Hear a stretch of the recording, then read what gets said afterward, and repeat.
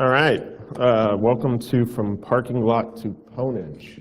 My name is Tim Roberts. And Brent White.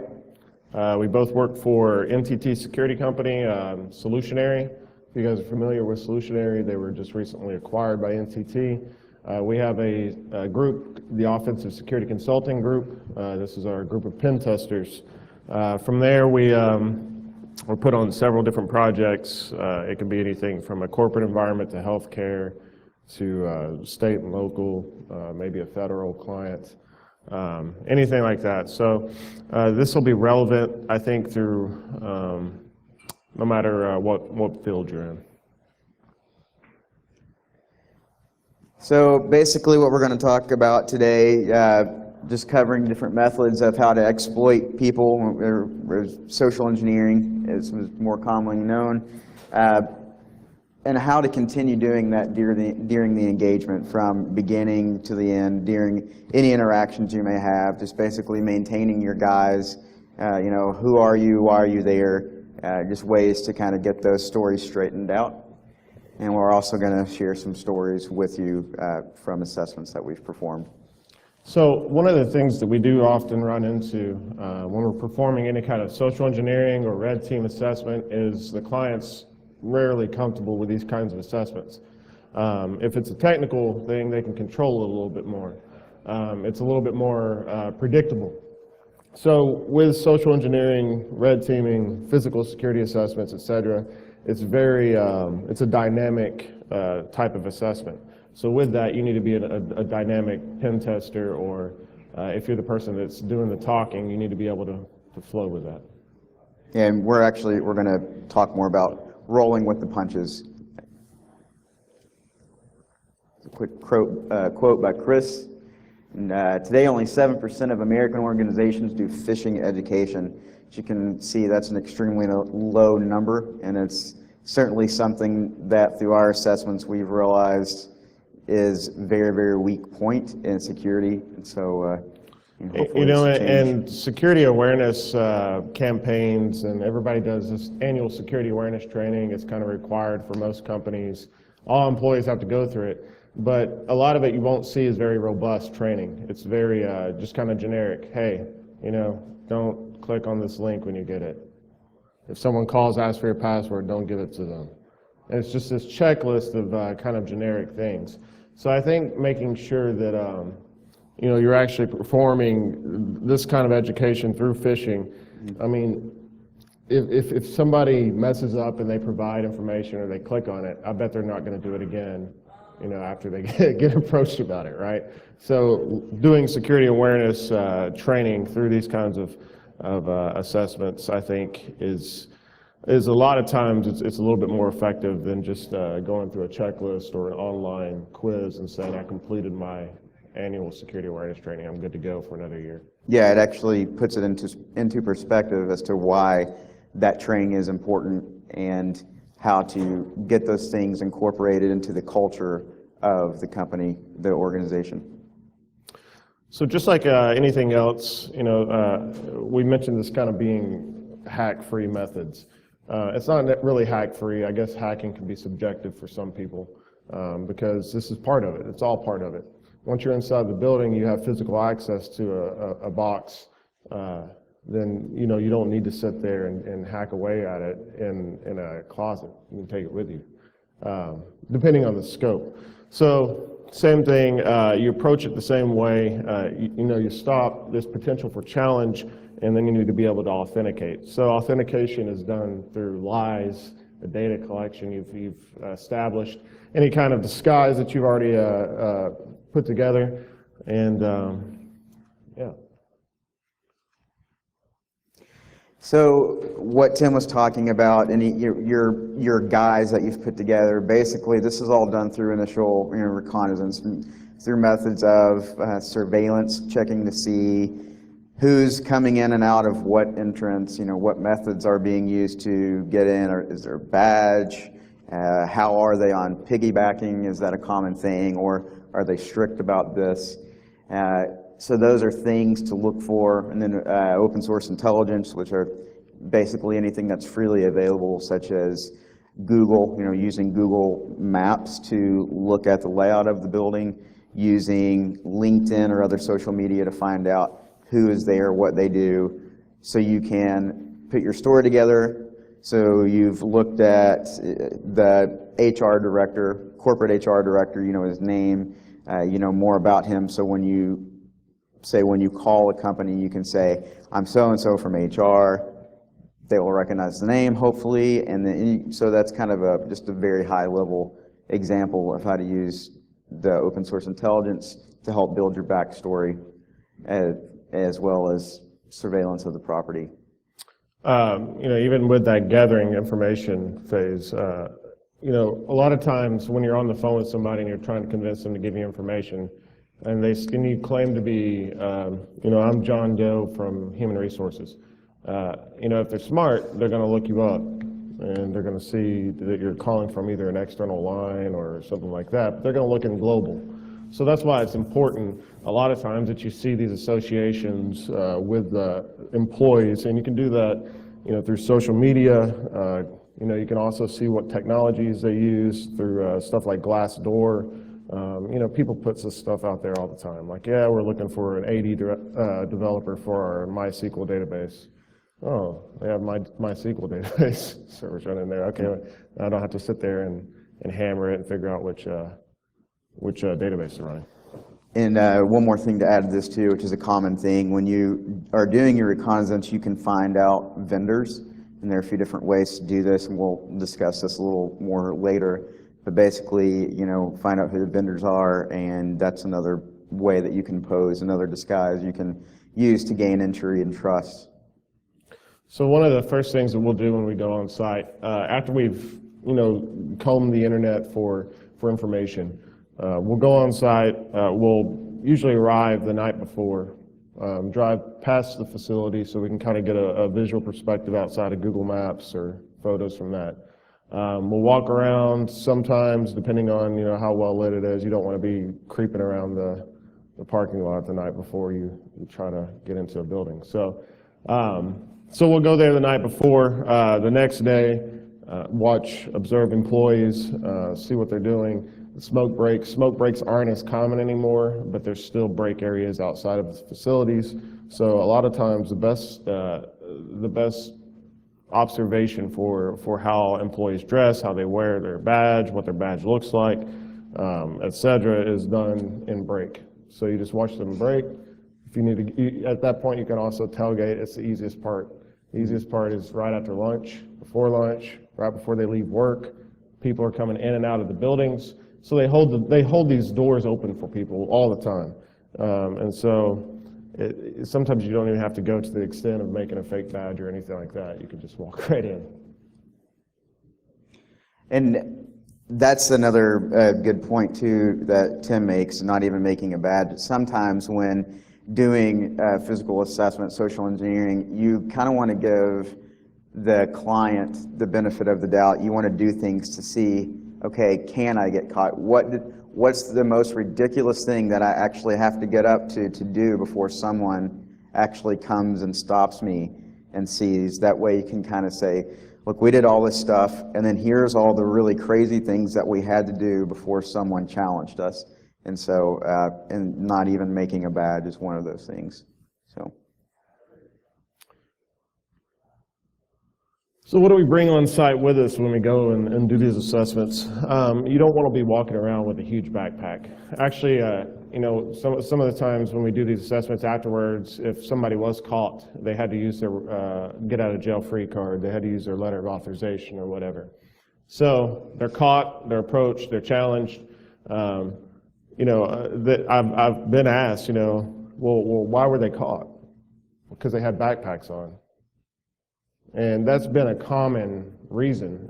So if you're walking in with a big backpack and you've got your high decimal antennas hanging out of it and everything like that, you're going to get stopped, right? It doesn't matter if you're the IT guy downstairs or not. There's really no reason for you to be carrying around a huge backpack to a job you come to and from every day. Yeah, so, especially if it's an environment where maybe the backpacks that they do have are very small, just to throw your laptop in. But if you're running around the premises with a tactical bag, and things hanging off of it, like Tim said. You know, you just got to, that's part of the recon. You just got to check out and see what looks like it belongs. So some of the things we do carry in the bag, we try to keep it pretty small for the most part. It depends on really the assessment type. So clients will often either want just social engineering. They just want you to test the bounds of human interaction. They don't want you touching the systems. They don't want you doing anything else. Then we get into the red team stuff where a lot more is open at that point. They're like, well, you can do wireless, you can do this, you can call, you can set up phishing sites, you can do whatever. So it's more of a bigger playground to do things with. So a lot of these tools are with that in mind. So a lot of these are used for our red team bag. In that, reverse desk drops, I'm sure you guys are familiar with those. Those are still very usable. Clients have also requested that we still use CDs sometimes, even though it's rare to even see an optical drive on a lot of systems these days. It's still very relevant. Yeah, to add to the reverse dead drops, if you're not familiar with what that is, basically it's a dead drop that you want to be found, and that could be in the form of a USB drive with, you know, a payload that automatically executes, like Hack5's Rubber Ducky or something like that. But you put it in a casing, you know, it's like a cute little frog or bunny rabbit USB drive, and put it somewhere where someone says, "Oh, that's cool. I like cute bunnies. I'm going to use that USB drive," or something like that. There's so many different creative ways that you can embed those devices and lay them around where people will find them. Yeah, I've told this story a couple different times, a few different talks, but you know, just keyboards too. A nice keyboard. You sit there, you put the rubber ducky inside the keyboard, and you send it to the manager and you say, "Hey, we're with Razer or whatever. We want you guys to test out our new, or here's a gift. Here's a new gaming keyboard." A lot of times people plug it in because it's a nice looking keyboard. Why not, right? And it's free. So doing stuff like that's a little bit easier. Some people are a little sketch about finding thumb drives on the ground, just plugging them in. But if it's your Yoda USB lighting device you get from ThinkGeek, you know, just put it in that. People are more apt to plug something like that in. So, and if you've heard our talks before, you've heard this example, which works so well. The Christmas trees, like the little tiny USB-powered Christmas trees. You know what I'm talking about? Everybody's seen those? You just plug it in, it's got little lights on it. You can embed it inside of those. And so, you know, you bring a couple, you know, you put on a polo and, you know, just buy a few stacks of notepads and other things and make a fake business card. "Hey, I'm so-and-so, we're the new office supply store here in town. We'd love to have your business. Here's some paper, here's some things, Merry Christmas, think of us next time." So they hand those out. People, "Oh, I would like to have a cute little Christmas tree on my desk because it's Christmas time." So there you go. So man-in-the-middle tools. The Wi-Fi Pineapple, we mentioned Hack5 earlier. Darren's a great guy, if you guys have met him. So Pineapple is an easy and it's affordable device you can use as a reverse dead drop. You can use it to do several different things. Man-in-the-middle is the best approach. SSL strip, things like that. They've got infusions built into it, so you don't really have to do a whole lot. You just kind of set it up. You can put a battery pack on it. You can drop it on site, in or out. You can also you can plug it up. You know, once you get inside, you can plug it up to the wall, whatever you want to. Yeah. The high decimal antennas. This is important because not all the time will you be able to be physically in the building to try to compromise it. So let's say you do get into the building, or your partner does. He plugs in a rogue access point in the conference room, but the conference room's on the 3rd floor. Well, is my little alpha antenna going to reach the 3rd floor when I'm in my car across the street? Probably not. So it's very important before you do these assessments that you also look at the hotels around the area. If there's a hotel close to the facility that you're doing the assessment, stay there. When you rent a car, and most of the time the red team assessment's done with 2 or more people. But when you rent a car, make sure you have more than one car.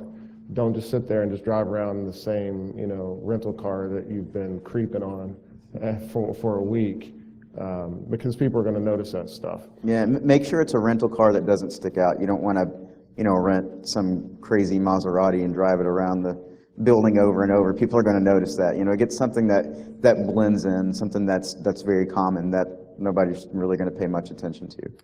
One of the things we did, we just got a minivan, and we got access to the building. We plugged in rogue access point. We put it near the window.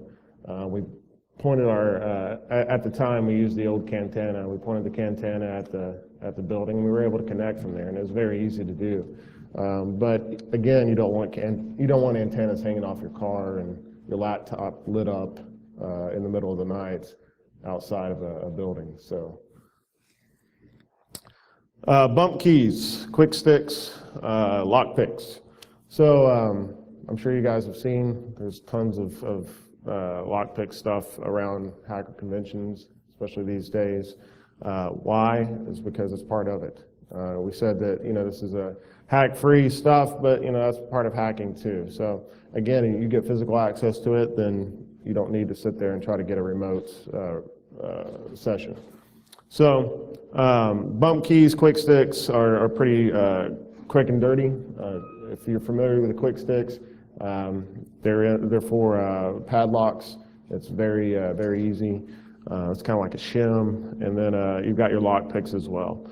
Depending on your skill level, I would not encourage you to bring this huge roll of lock picks, and you get in there and you don't know what you're doing, and you're sitting there, you're trying to wiggle your way through something, and you're spinning forever trying to get through this one door with your lock picks. I would not encourage that. That's why a lot of times bump keys are great for that. But again, it depends on the client. Some clients don't like that, because if you've ever noticed what bump keys can do to the little tumblers, it can kind of leave some scars in there. So any risk breaking the key off in the lock. Let's make sure it's in scope first before you start picking. Pivot box, Wi-Fi pineapple, pwn plug. If you guys have ever seen the Pony Express, they've got some neat little gadgets for pivot boxes. So again, you just go in there, you plug it up, and then it's already got a listener on it, and then you just connect to it from outside the building. Arctic laser. This is a pretty cool device. It's actually it's a blue, it's a 1200 milliwatt blue laser, and it's strong enough to actually pop nylon balloons, or rubber balloons, mylar balloons from a good distance. And so why would you use this? Well, again, it's rare that this is allowed, but if it is in scope for you to actually go in and try to not be detected, these will actually pop the chips on closed circuit cameras. So that's a good and quick way to disable a camera with that high milliwatt laser. Under the door kit, this is a way for quick entry. A lot of the doors that have the bars that you turn that way, this is a quick tool that you put under the door and it flips around and you pull it and then you gain entry from the other side. Yeah, and some of these kits too, the under the door kits you can buy already prepackaged online. A couple vendors, they offer that stuff, so you don't have to put it together yourself. But with these under the door kits, it's important to note that a lot of times they're looking for heat these days. It's not just the motion if they've upgraded it. So the handkerchief with the coat hanger doesn't work as often. So you have to replace that handkerchief with either a hand warmer. I've also seen people using vapes. So if you got a vape, get a good cloud going, blow it through the crack, and you can bypass it that way. Yeah, I think Dave Kennedy from Trusted Sec actually has a little demo video of him doing that online, which is pretty funny if you get a chance to check it out. Kneadable erasers, panic bars, panic door, like the long bars. If you get the kneadable eraser, when you open it, you can quickly kind of shove that in where the locking mechanism is, and it prevents it from setting, but it also lets the door close so that you're not setting off any alarms from a door being propped open. So we found that that's a pretty good way to leave yourself an entry point that isn't really it's not as obvious as a big piece of duct tape stuck over the hole. Somebody's going to notice that. So.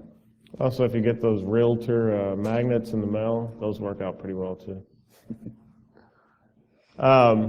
So we mentioned the Mylar balloon. That's another option if you got the money for it.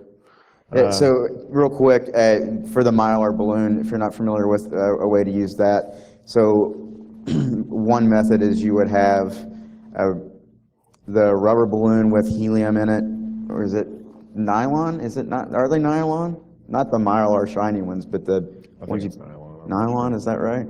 It's a balloon. Well, yeah, get a normal balloon. Have helium in it with just enough. You slide the Mylar balloon nice and flat halfway under the door, and then you transition that helium from the balloon into the Mylar balloon and tie it off and let it float up the other side of the door to trigger the motion sensor. And it works pretty well. Yeah, and you're not. Of course, you're not going to be doing this during production hours when there's people in there wondering what you're doing with that balloon. But during the evening, especially if there's a cleaning crew, then most of the times those hard locks will be unlocked. At that point, you can just use your proximity reader or the motion sensor to get through. The fake badge kit. We mentioned earlier with the fake badges. So just kind of back up a little bit. So we've done the recon. We've figured out everything. We've driven up to a couple employees smoking outside in the smoke break. We see that they've got some easily duplicated or badges that we could duplicate. We get back. We go to an office supply store. We print off some fake badges, take a picture, place it on there, do some Photoshop work, and now we've got a badge. So it's not as much, you don't have to do cloning. That's something that's awesome to know, but you don't have to be super technically savvy to be able to make a badge and get into a building. The badge doesn't have to work. It's those people that trust you and they look at it and they think, oh, that guy must work here. It's the routine, it's the daily routine, it's uninterrupted. Because events don't really happen that often, right? And when they do hear about it, then they really hear about it. But, people get in the routine and they do their thing, and if that routine is interrupted, they might say something. But if they're going in, they're on their lunch break or whatever, and you're on your phone, they just assume you're on your lunch break and you're getting back to, you're a visitor, you're a contractor. They don't pay attention to that. So, let's say you don't have Photoshop skills, or you can't clone badges, you don't have Fiddler, you don't have a Proxmark, you're just like, man, I'm broke. Use your gym badge, flip it around, and then go.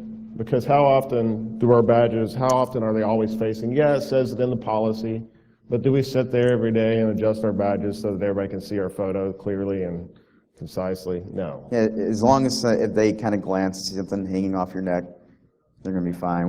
We even have cases too where, and I think Tim's going to share a pretty funny story related to this, where they ask you about the badge and you say, well, I should have access, and it doesn't work.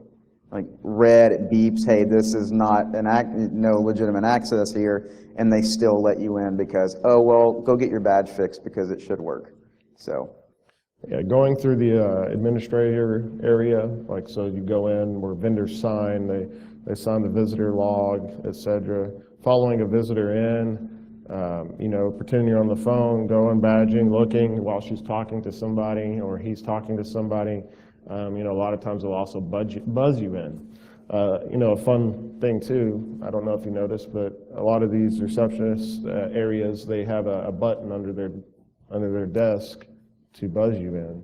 So you don't even need to badge in. If nobody's at their desk, you can also use that. But yeah, there's been several times where I'll just walk into the front and I'll just wave like I'm supposed to be there, and I'll go straight to the door, try to badge in, I can't, and then they'll end up letting me in. Oh, sorry, yeah, go get that looked at. Okay, I will.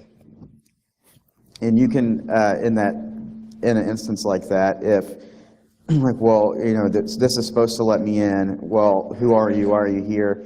You can get to a point where you can be, seem very hurried, very irritated, agitated, and basically quickly make that situation very uncomfortable for whoever is challenging you, because most of the time people don't really want to deal with a situation like that. They just basically want to say, all right, angry guy, sorry I bothered you, let me buzz you in anyway. I don't want to deal with you, I've got my own stuff to take care of. And that actually, it's a very common tactic for social engineering, is to force that awkward situation upon whoever's challenging you. Well, something to note is when you do make that awkward situation tangible, they're going, a lot of times people will report on that. Sometimes they won't, but you've got a small window in between that challenge and when you need to get out of there. Because at some point, that person's going to be like, man, that was weird. And they're going to maybe ask questions, or they should. It doesn't happen all the time. People just write it off, whatever. If you dress like an executive and you walk in, some people assume that you're supposed to be there. Maybe there's a meeting. Maybe they're being interviewed in HR. Maybe they're whatever. But if you're sitting there and you're lingering around a lot, you kind of put yourself in a position where if you encounter that person again, they may question. Oh yeah, that's that guy. Who's that guy? Yeah, again? that's that jerk earlier that shouldn't be here. Yep. All right, so the fake letter of authorization. This is kind of our ace card. I always keep this in the bag because it's important. I like to say that I've never blown my cover. I've never had to use my letter of authorization, but I have had to use my fake letter of authorization. So what is this letter? What does it look like? Well, you don't want it to look exactly like the letter of authorization, because then, that's awful, right? You want it to be vague. You want to, I've had his number on there several times when I've done it. I'll put him as the point of contact on the bottom for, oh yeah, Brent White, the director of IT security for the corporation. People don't read it. And what's funny is that I have, the most recent time that I was caught, I was actually trying to pick a lock, and this guy had seen me come in from the bottom, and he saw me leave, and then he saw me go up. I went up to the catwalk, and I ended up getting in the building through the fire escape. Because the fire escape, a lot of times during production hours, they'll turn off the alarm because people are coming in and out of the stairwells. So the alarm won't go off. So it's easy to pick some of these fire escape doors because they don't really upgrade them. So got inside the building, had been doing a bunch of stuff, and I was over there messing with something, and the guy, this security guard comes up to me, and he's like, can I help you? I was like, hey. And so turn around, I've got this, and he looks down at my badge, and he's like, you got your badge with you? I was like, yeah, man. He's like, really? What are you doing? so I was like, okay, man, all right, come over here. So I pull him off to the side, I pull out my fake letter of authorization. I was like, I'm here doing this assessment, I'm testing out the locks and stuff like that on the doors. I need access to this and this. But anyway, yeah, here's my letter. I'm supposed to be here, just kind of keep it on the down low because nobody's supposed to know I'm here. And he's like, oh, well, who are you with, what? And so the letter, you don't want to use your real company name. You want it to kind of sound stupid.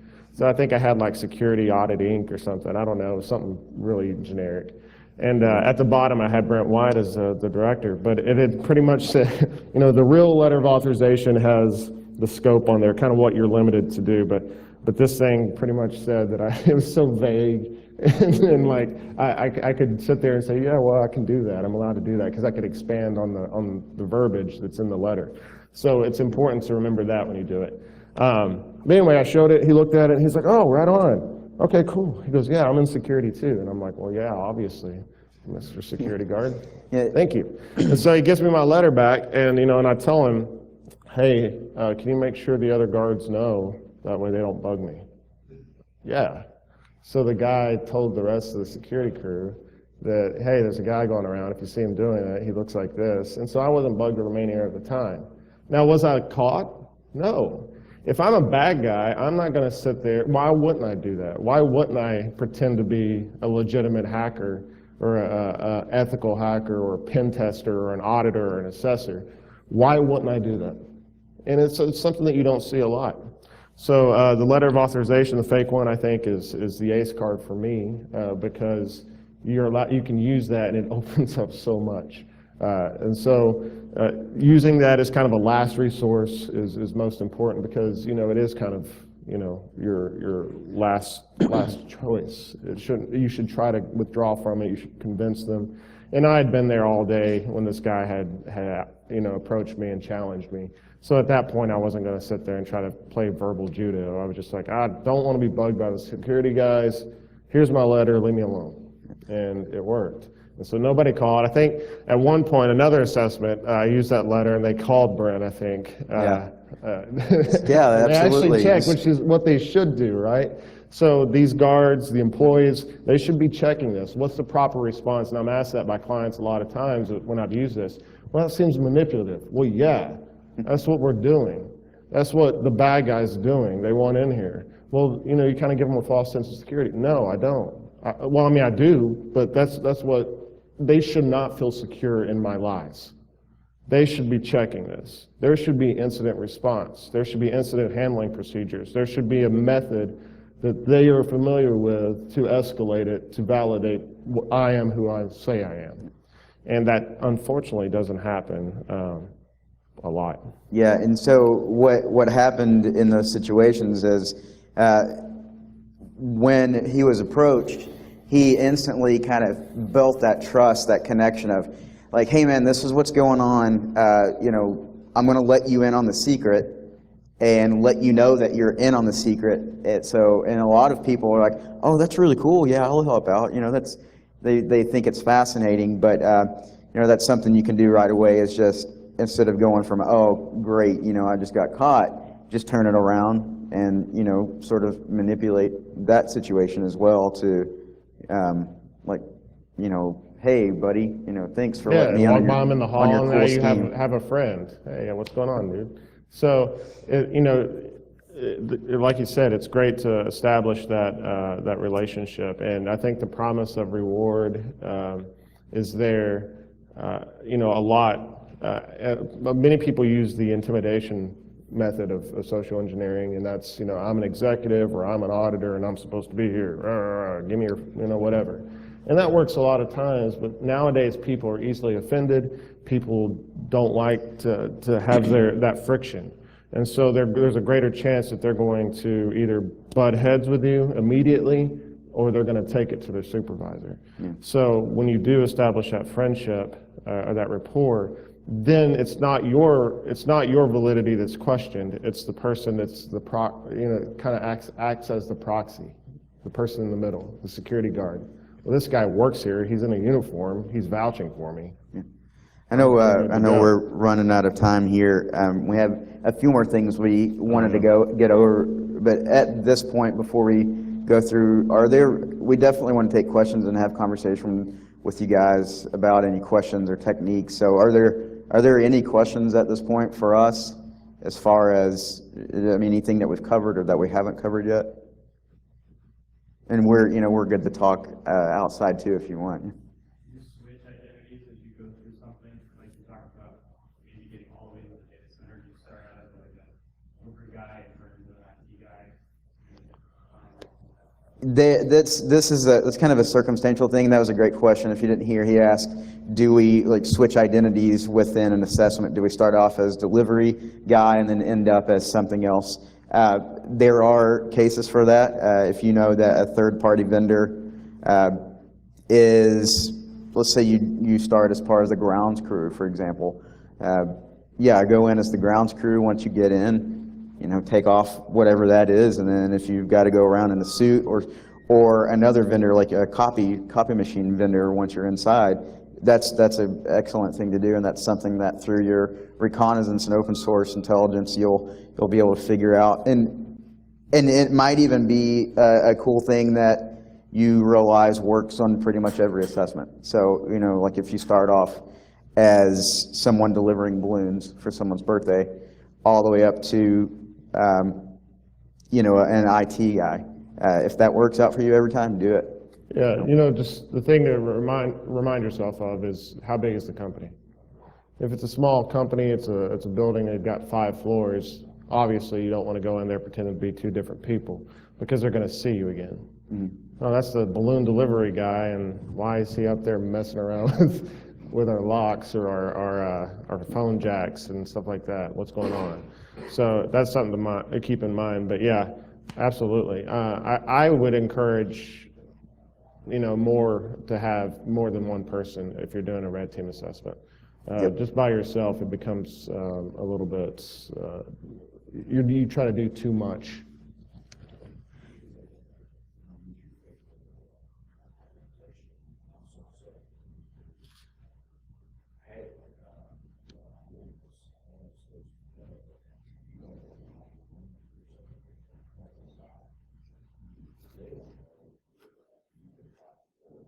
Right.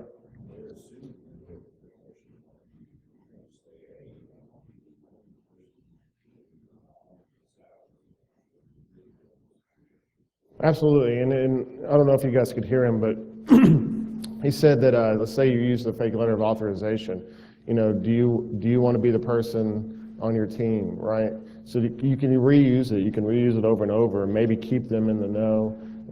Give them that comfort of like, hey, keep it on the down low, keep it on the hush hush. Don't say anything, and you can feed on through that. All right, so learning the industry buzzwords, this helps with the shop talk. We've mentioned this before in our other talks. If you go in there and you start talking about, oh yeah, I'm a DBA. Oh, what team? Oracle. We don't have Oracle servers here. So you want to make sure that you're using relevant words when you're there. The CEO, well, we don't have the CEO. The CEO, did you do your research? Did you find out the CEO got laid off or their CISO is now replaced by this director? You got to know this kind of stuff going in. Yeah, and so as far as the buzzword go, if you have time and the budget before an assessment, depending on what the client is, try to become a client of that client. That way you're familiar with how the company works. If it's small enough, they're familiar, possibly familiar with you. And so, or whatever identity you set up through them. So that's a good way to leverage some info if you have the time and budget. Again, who are you? This goes back to, are you going to be a vendor? Are you going to be an employee? Fake badges, can you piggyback, different methods. And a good way to do that is, I think Tim mentioned this already, but if you go up to a door and someone's not wanting to help you, or you see that that's not really something that they do, then go up to the door with your hands full, maybe some boxes, and be on the phone arguing with someone in the other hand where you don't have a free hand and someone says, hey, I'm a nice person, I'm going to help this guy out. Because as I've mentioned before, and as everybody knows, people are nice by nature. Not to be confused with the group naughty by nature. Anyway, they naturally want to help people, and so sadly, you can exploit that, and it's just a good way to get in. Yeah, so. People are just nice. They're willing to help you out. I did that once. I had my hands full. I went by Starbucks or something, and I got one of those 4 carrier cups, and I've got coffees. So I walk up to the door, and the lady holds the door open for me, but she waits for me to badge. And so I'm like, oh yeah. Yes. So I still pretend to badge. Oh, I got it. A lot of times, unless you've been working there a really long time and you're really aware, you're not going to know the difference between what red makes and what green makes, the sound on the door. So it doesn't matter if it works or not. Sometimes don't give up as soon as they're like, oh, you got a badge in. Crap, I'm caught. Have you ever tried to overwhelm or always splice over? No, It's like where you pretend to be following your path, like somebody else slips in, just stole it. yeah, we've done a couple things. Actually, couples, that works out a lot. A woman and a man couple, or even a man and a man, or a woman and a woman. You make it a little more awkward for somebody, and they're not going to mess with it. right? Because if they're not used to that, and you're arguing and you're sitting there, if me and Brent were arguing about something like that, okay, I'm not going to get Sorry, on guys. that. I'm going to close the door back to this mailroom and let you just argue it out and not ask. Yeah, because who so you what are. actually happened was we had two people on our team. It was a man and a woman, and they were pretending to be, I think, Married couple. Yeah, she was pregnant at the time, so they were pretending to be a married couple, and they were just like going at it. And she was really good at acting. It's really important too that you guys, if you're not comfortable with improv and going on the fly and just rolling with conversations, you maybe don't want to try to engage with somebody. You want to maybe suck the social interactions in for a little bit as long as you can without having to. So what happened was they were arguing, and they were doing an assessment, I think, for like some airport or something. This one was a hospital. Oh yeah, it was the hospital. And they She was got pregnant. into the room with records, like patient folders, and so they were in there, and someone opened the door, and they just started going at it. The person said, hey, forget this. Sorry, they turned Adios. around and left. You guys keep doing your thing. I'm not going to mess with you. So they grabbed a stack of records and they ended up leaving the building. But, just things like that. I think it's important, be creative with your disguises. It doesn't always have to be, okay, the help desk guy always calls and asks for the password, whatever. We did a tag team once. It was actually a remote social engineering where we called, and I was a NIST auditor. And he was the. I was the head of HR. Yeah. So we've done this one a few times. It works really well. So for social engineering cold calls, if you can double up, get someone on the phone, it makes it so much more successful. So what we vouch did for each other, right? Yeah. You're giving each other this validity. Just saying, yeah, well, I signed that non-disclosure agreement, right? Yeah, Oh, and so I would say, I have so and so on the phone with me. We're doing a quick audit. Did you get that email about this? We're last minute. I know it's Friday and you're trying to go home, but we've got to get this done. Did you get the email? I'm like, well, let me look. And while they're looking, obviously they aren't going to find the email. We're cracking jokes at each other, like, Yeah. hey, did you talk to Susan the other day? Oh yeah, Yeah. Did you bring her coffee again? Yeah.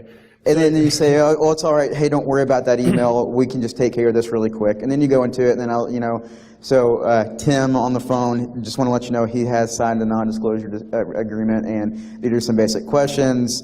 Don't worry, you're not going to answer anything wrong. This doesn't count against you, and we really appreciate your help on this. And so you just let them know, hey, okay, no, I can say something here. I'm not going to get in trouble. They're obviously pressed for time, and I just want to get out here because it's Friday. And we've gotten full usernames, passwords, the full URL of their portal login, the ID on the back of their badge number, and what their plans were for that evening.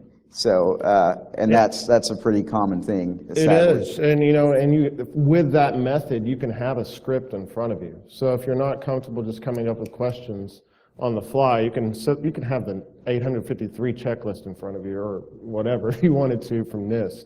But you can go through there and you ask them those questions. So that exactly what he said, he would sit there and he'd make them feel comfortable.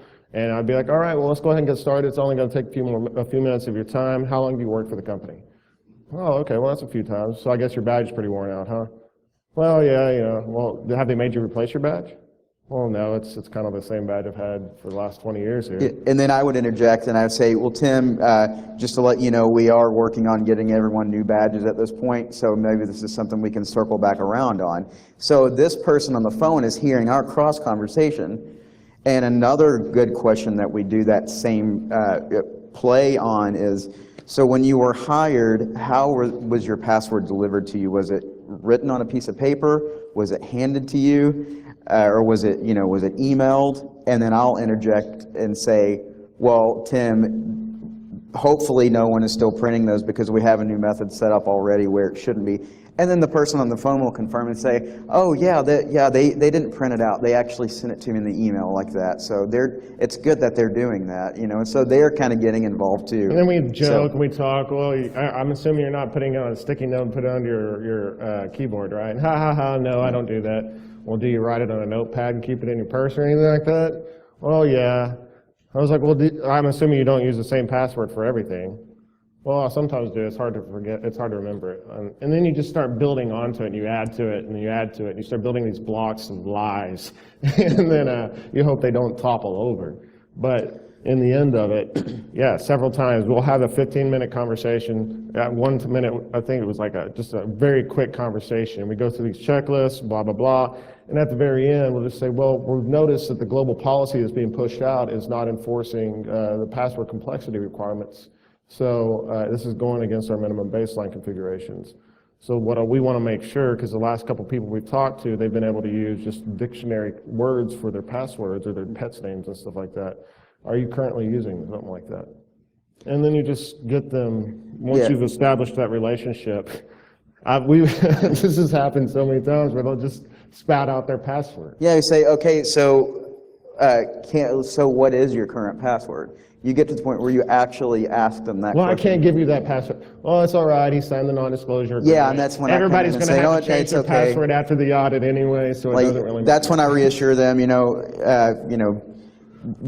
aren't going to get in trouble here. We're just making sure that these password requirements aren't pushed out. So anyway, it works.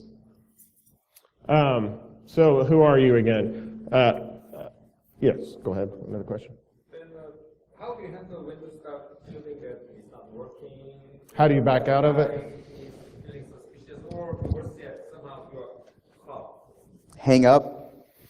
Yeah, Hang so remote stuff's easy, because as soon as they start asking a bunch of questions, oh, the line's messed up, and you're gonna hang Or, up. hey, I've got another call coming in. I'm really sorry. Are you going to be at your desk for a few minutes? Let me call you right back. Yep. Just to try and.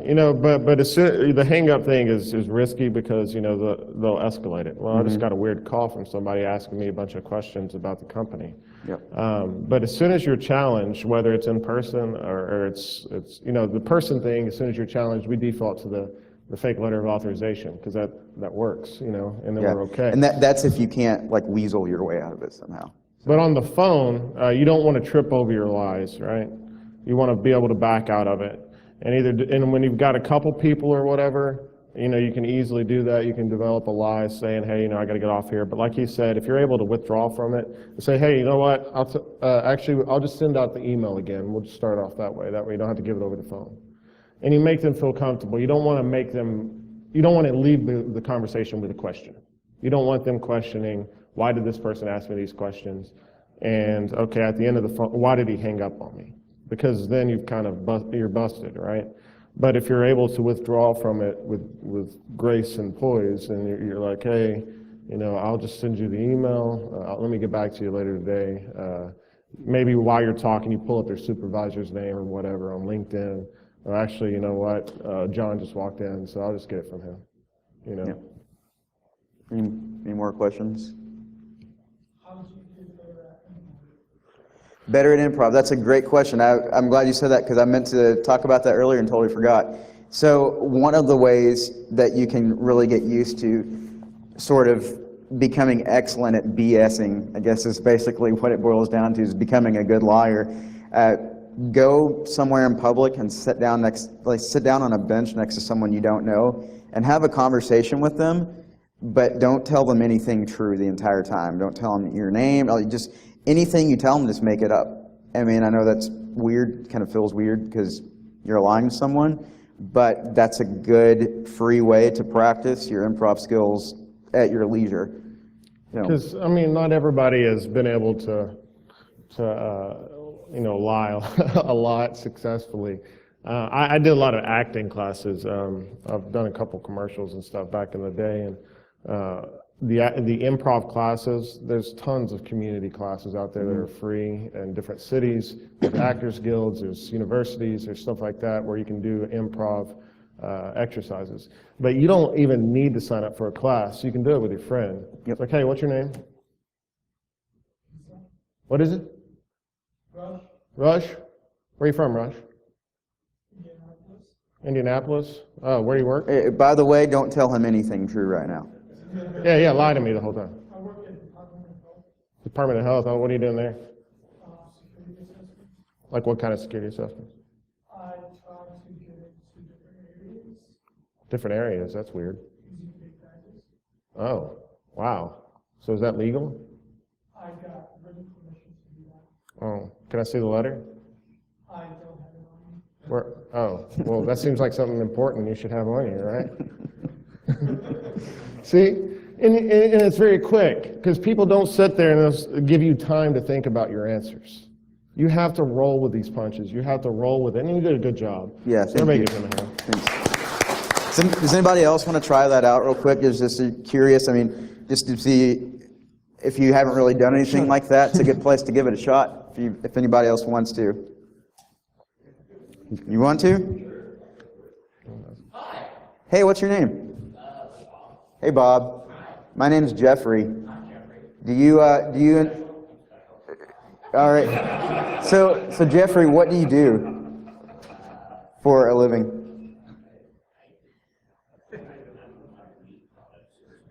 Meat products inspector, that's awesome.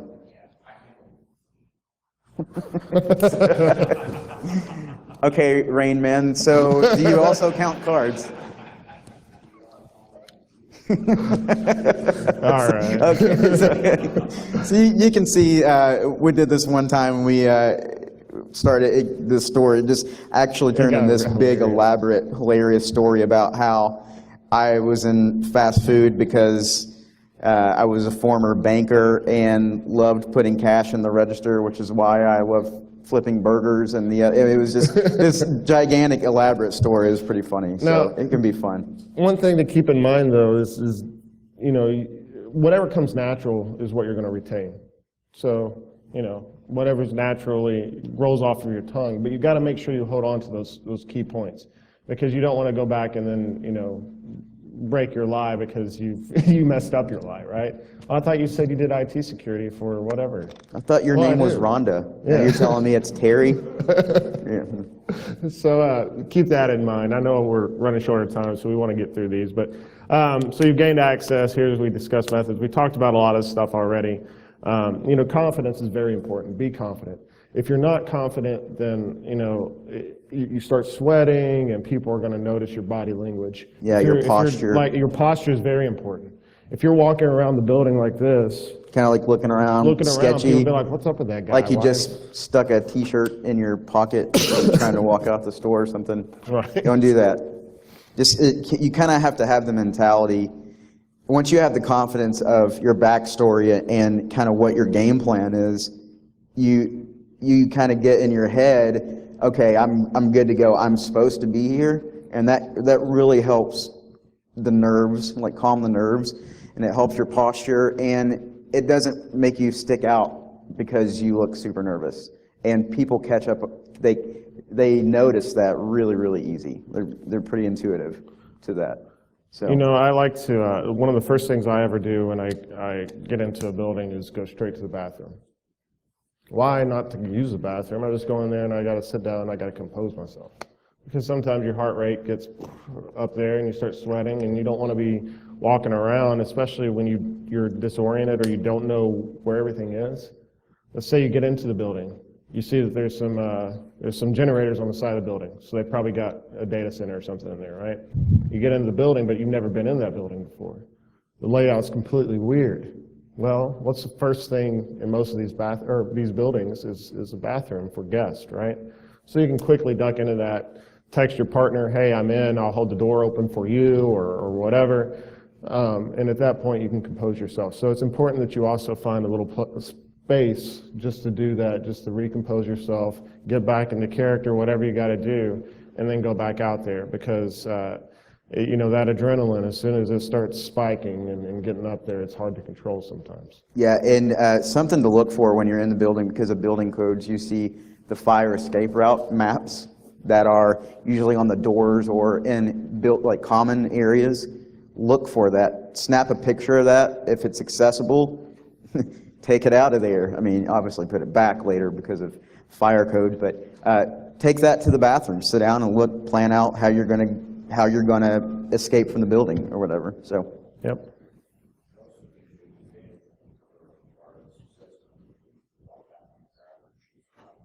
Yeah, a good vantage point for Wi-Fi. Yeah, it's a good point. So I think, are we done, do we have a couple more minutes? Are we done, or? Okay, I didn't know if we were cut up, if we had to stop at 9, or if it was 8:50. So we'll skip through the stories a little bit, and you guys, if you're interested in hearing some more war stories, we're available to talk after.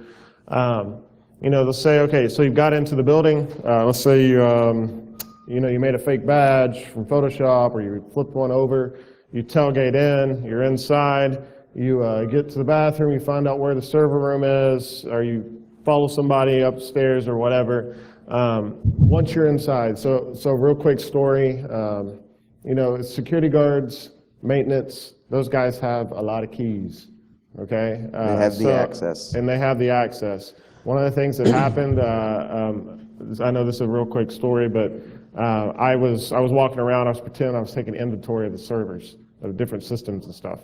So I walk by where the security guard is, he's got his monitors up, he's got the security system there, he's sitting there talking to a maintenance guy. Behind him is a lockbox with keys, and it's open. There's a bunch of keys and stuff in it.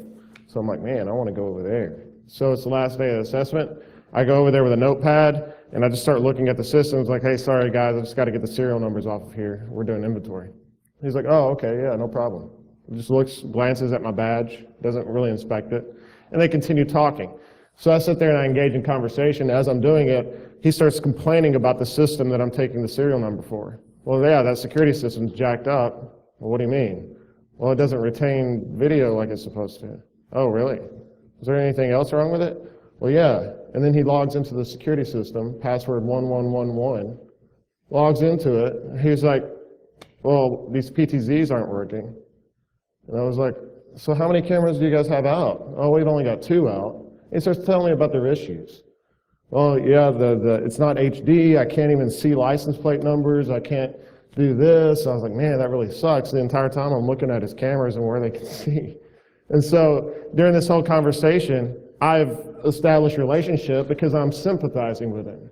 I feel your pain, brother. This is why we're doing the inventory. So we can Man's really sticking it to me. I'm here writing down numbers. Yeah. I'm like, man, yeah, whatever. Well, hopefully executive will buy in. They'll get you a new system because that's kind of what we're trying to do. Oh, well, that's awesome. All right, well, it was nice. Actually, you're with maintenance, right? The maintenance guy was like, yeah. I was like, I needed to get up with you guys. I need to get into the server room. And I don't have access with the biometric scanner back there. I can't get in. Can you let me in there? He looks at the security guard. The security guard's like, yeah. Security guard gets up, armed security guard, escorts me, and this has happened to me several times. Yeah, he has great luck with being personally escorted by armed security guards into the server room. So it's a biometric, access control. The guy lets me in, unescorted, into the server room. I get to walk around, and there I'm in it, from parking lot to server room, just by being nice and lying. So once you're inside, what do you do? While you're in there, what do you want to do? You want to look for, if technical stuff's in scope, then you can plant access, reverse drops, whatever. You can look for the core switch. You can, you'll also notice that passwords are often written on these things because it's a server room and everybody thinks it's super secure. So you'll look, you'll see the passwords written on the freaking device. Always look under keyboards in cubicles.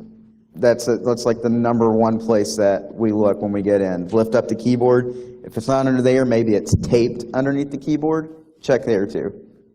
So once you're in, if technical stuff is not within scope, you can't touch the network.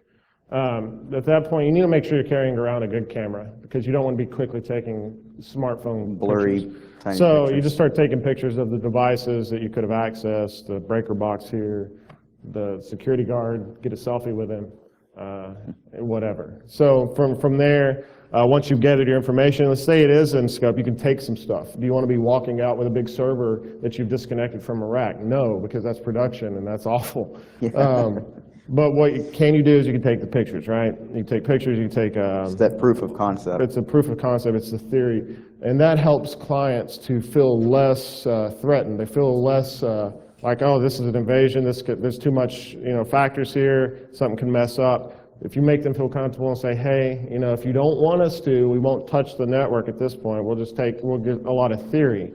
But you really do want to encourage them to have a real life situation, like a scenario-based assessment, where they can say, okay, well, if this were to happen, this is how it's going to happen. These guys are not going to have as much chains on them and restrictions and red tape. Keyboard and mouse, like the USB, like if it's.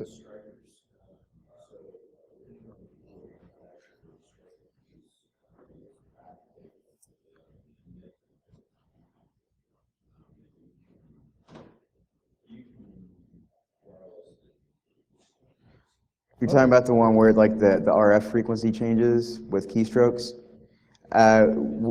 We haven't tested with anything like that in our tool set. I know that obviously that is an attack method out there.